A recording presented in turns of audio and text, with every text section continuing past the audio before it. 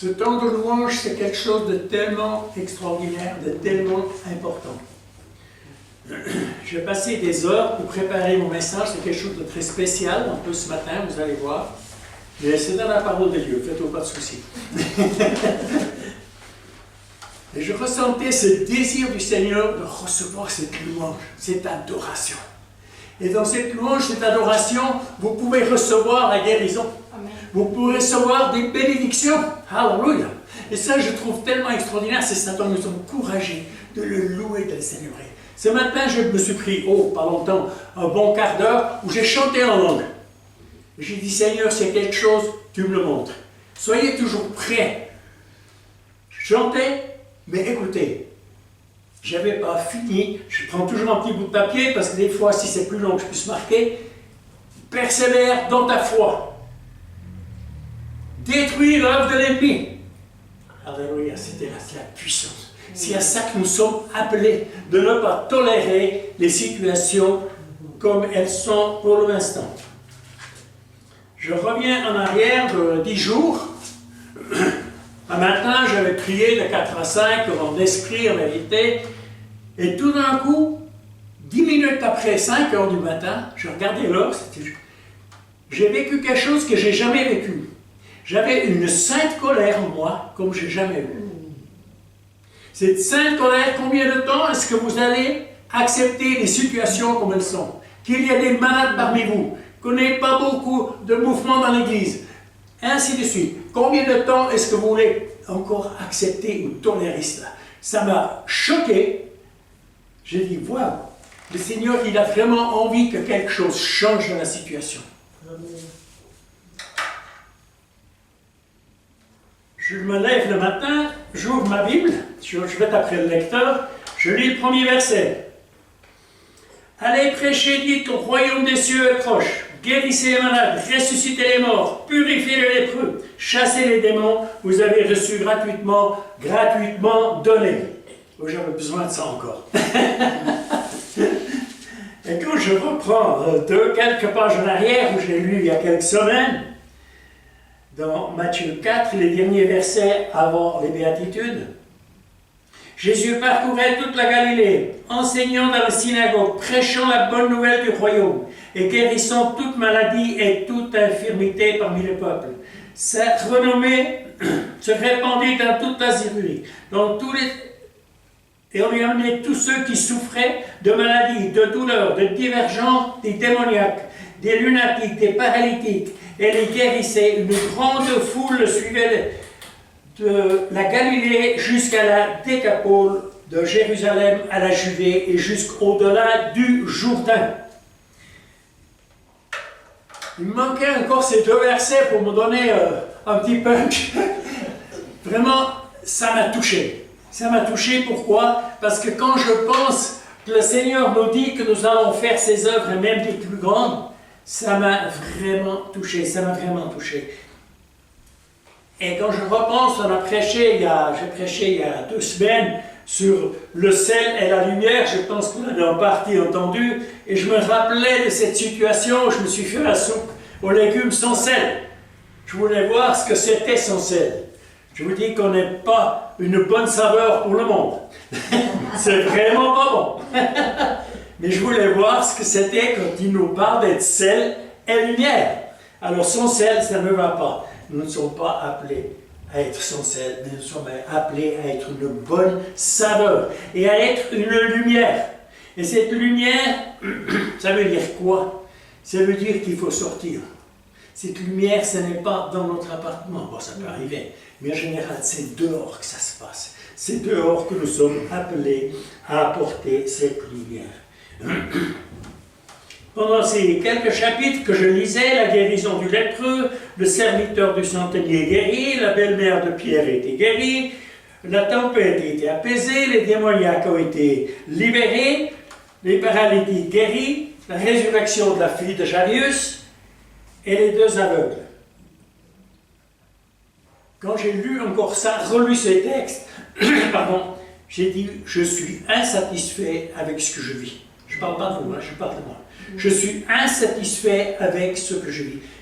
Il y a plus. Et tout ça, ça m'a tellement remis en question.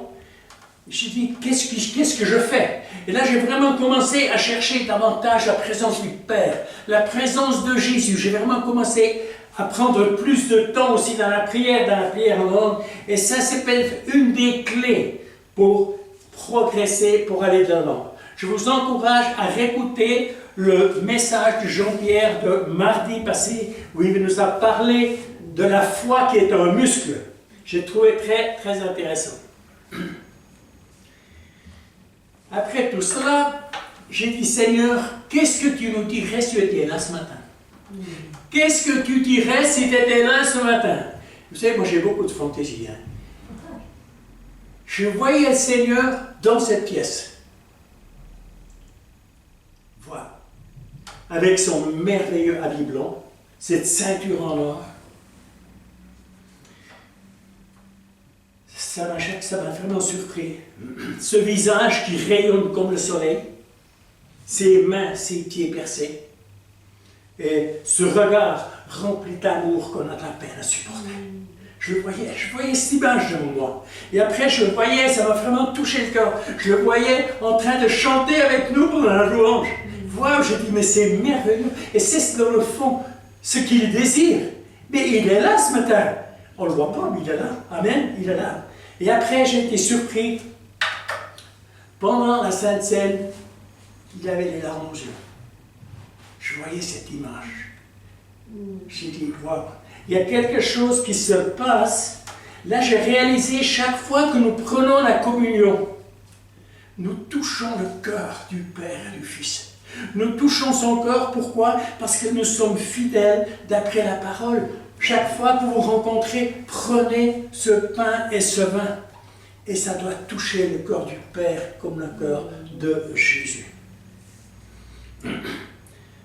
Après, j'ai dit, Jésus, alors, si tu es là ce matin, qu'est-ce que tu veux nous dire? Oh, j'ai pris des heures de prier en langue.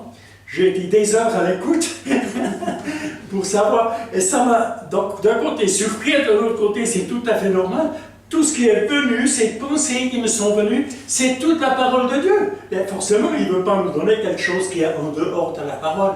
C'est tout à fait logique. Que la paix soit avec vous. Je vous laisse ma paix, je vous donne ma paix. Ça, c'est ses paroles de départ. Il veut que vous soyez dans la paix. Même s'il y a des situations où ça va un petit peu plus en mouvement, prima, tu gardes la paix. Garde la paix. Alléluia. C'est un cadeau. Quand tu as cette paix, c'est un cadeau. Parce que tu ne te fais pas de soucis. Alléluia. Garde la paix.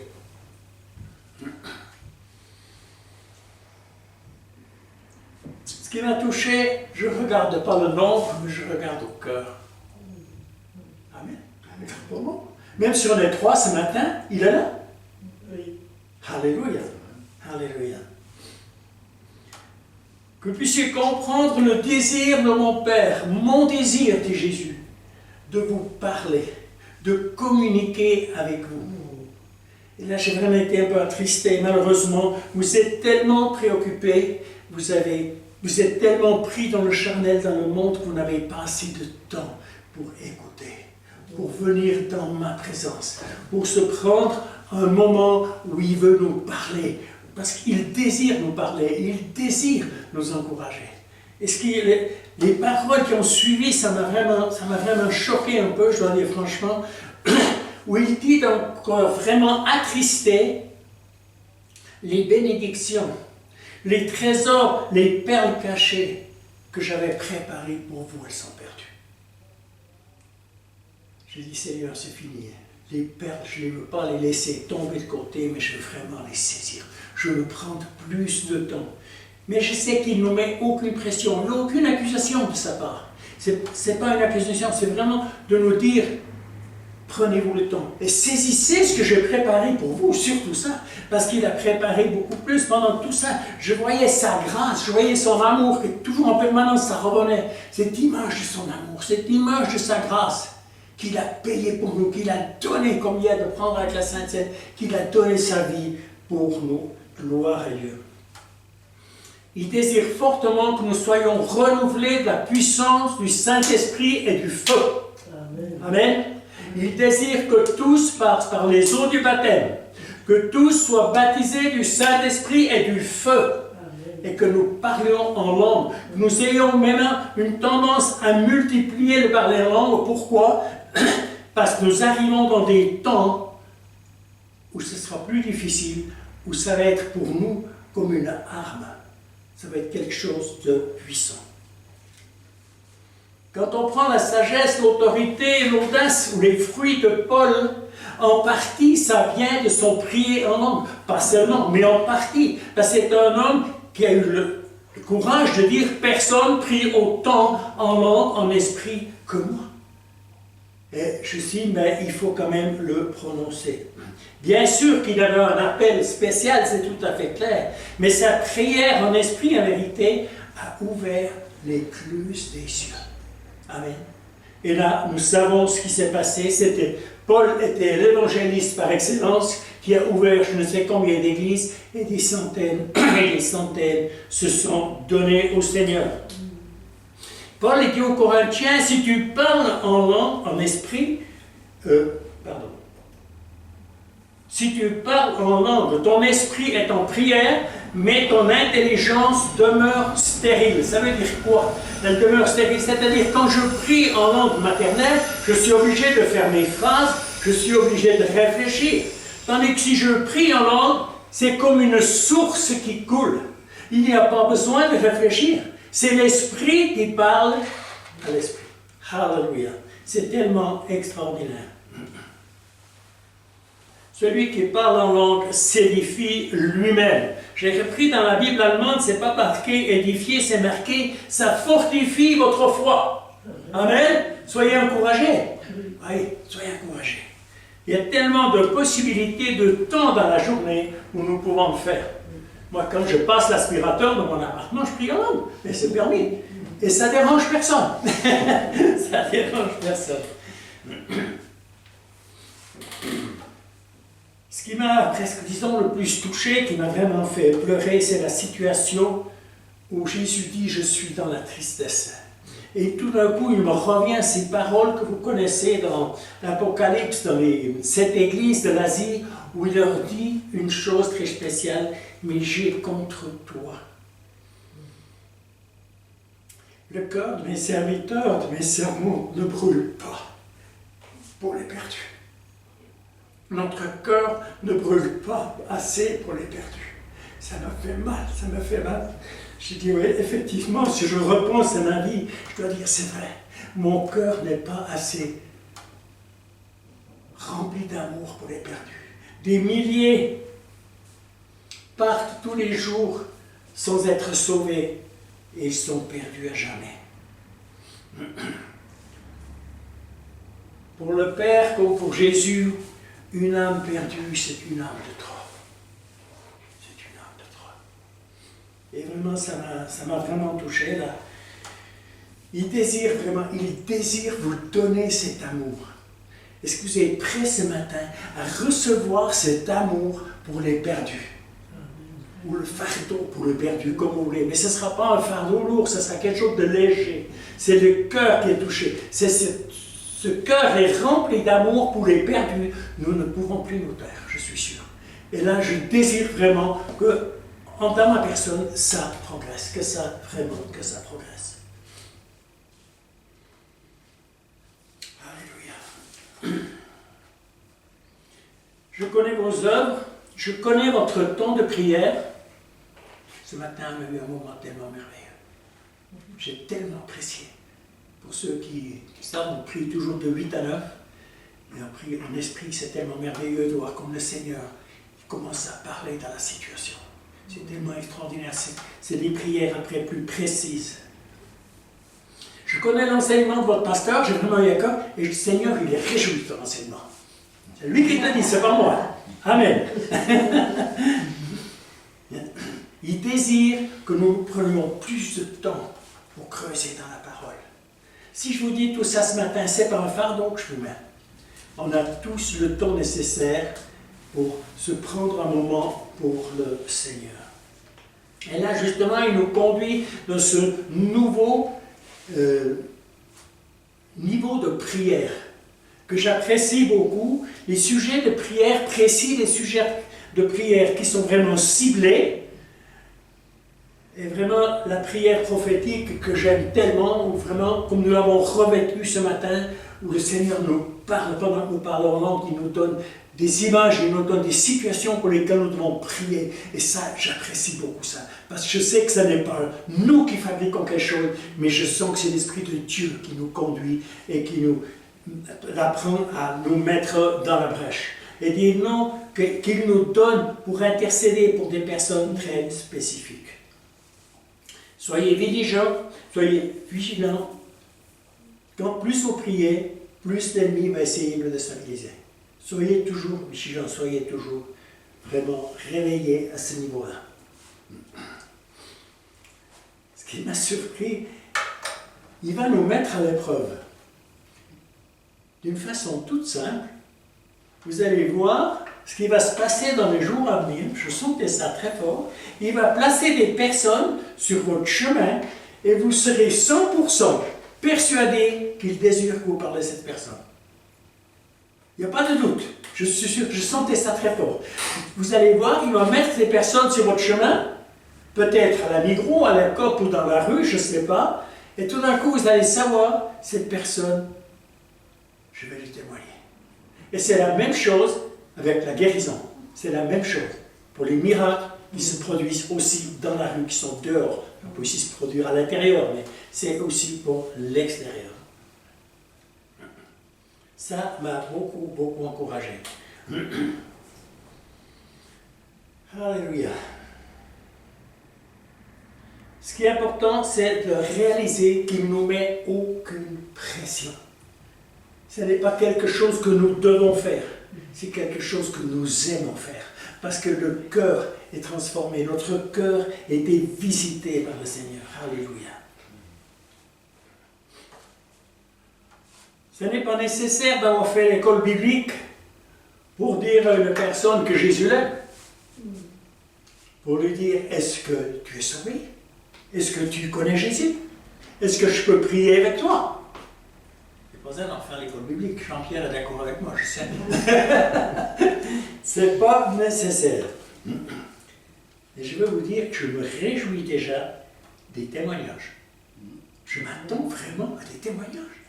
Wow, le Seigneur m'a conduit vers cette personne. Il m'a conduit dans cette situation. Gloire à Dieu, je m'attends vraiment à ça. Je sais que vous avez tous hâte de voir le réveil. Il a commencé. Et ce réveil, il va venir avec une puissance absolument surnaturelle. Surnaturelle. Alléluia. Et ce réveil, il continue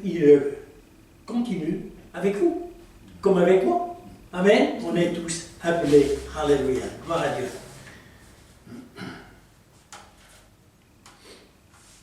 L'être humain, dans la folie, il a tué des milliers de gens dans les guerres. Et le Seigneur, il dit, au travers de mon esprit sur toute chair, je vais en sauver un beaucoup plus grand nombre. Alléluia. Et c'est ça le réveil. C'est ça le réveil. Gloire à Dieu, gloire à Dieu. Il nous avertit aussi dans la parole, pour les derniers jours qui seront des temps plus difficiles, où il y aura peut-être la persécution, nous ne le savons pas. Ne soyez pas troublés. Restez dans ma paix.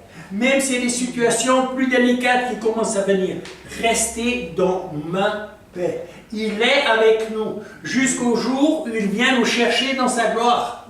Il est ici, il est avec nous, il vous conduit.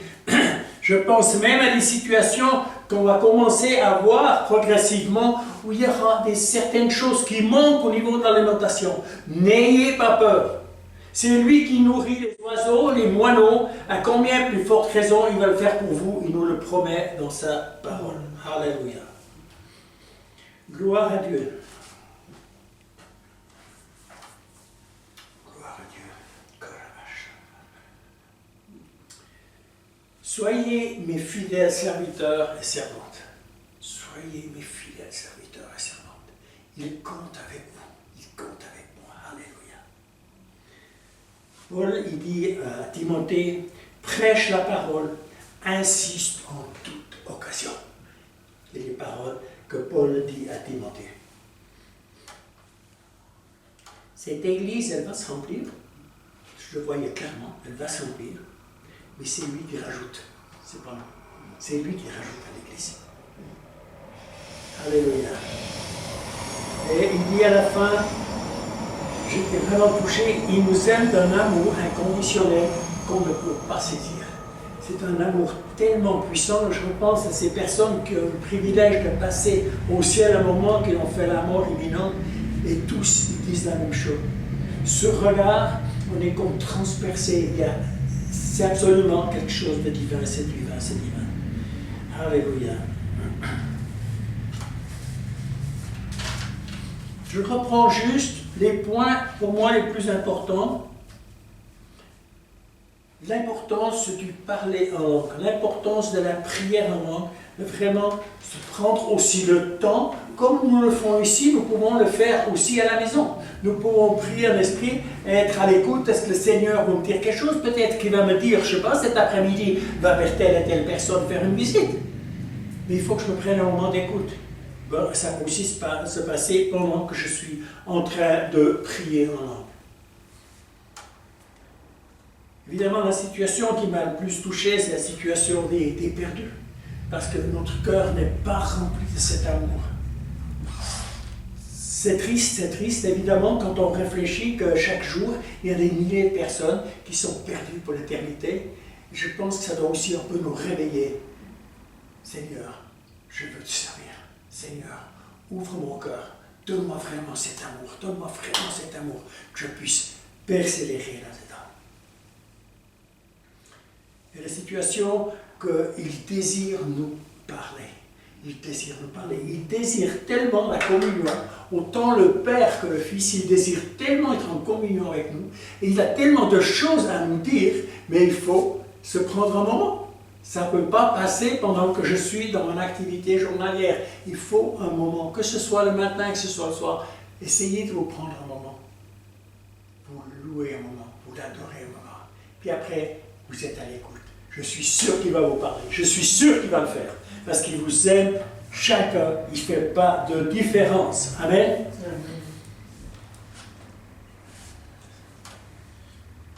Et l'importance d'encourager à la louange, à l'adoration. Ça m'a touché le cœur de penser que même pendant l'adoration, pendant la louange, on peut être guéri. Ça m'a touché. J'ai dit, wow. On peut recevoir des bénédictions pendant que nous sommes dans la louange. Alléluia. Et ça doit nous encourager à mettre un peu de gaz. D'accord? Alléluia. Soyez prêts pour toutes ces opportunités qu'il va vous donner. Il va nous les donner. Et je me réjouis tellement qu'il va le faire. Il va le faire. Il nous dit, donnez le meilleur de vous-même. Le temps est court, je reviens bientôt. Je reviens bientôt. Et il donne à tous un grand, grand shalom. J'observe que ce matin en prière, ces paroles me sont venues, que vous connaissez de Nombre, les bénédictions. Nombre 6, verset 24. Et, oui, depuis verset 24.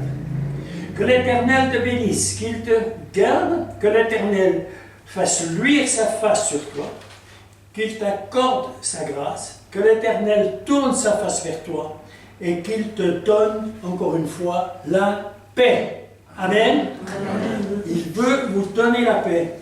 C'est quelque chose qui n'est pas spécial, mais ça m'a tellement touché le cœur de voir dans la direction qu'il veut nous conduire. Vraiment, nous sommes encouragés à nous prendre le temps d'écouter, de prier, d'écouter la parole, de se prendre le temps vraiment de méditer. Soyez bénis. Voilà, je suis un petit peu à cœur pour ce matin. J'aimerais quand même prendre un moment. Je ne sais pas si quelqu'un est prêt ce matin de dire, Seigneur, aujourd'hui, je m'attends à recevoir ce cœur pour les perdus, ou ce fardeau pour les perdus. C'est un fardeau léger. Est-ce que vraiment quelqu'un est là ce matin qui aimerait recevoir ça? Tu aimerais que ce cœur soit changé, soit transformé, qu'il soit multiplié de l'amour du Seigneur pour les perdus. Je vous encourage. Vous pouvez répondre au Seigneur dans votre cœur, vous n'avez pas besoin de lever la main, quoi que ce soit, mais donnez réponse au Seigneur si c'est votre désir. Enfin, un petit moment de silence.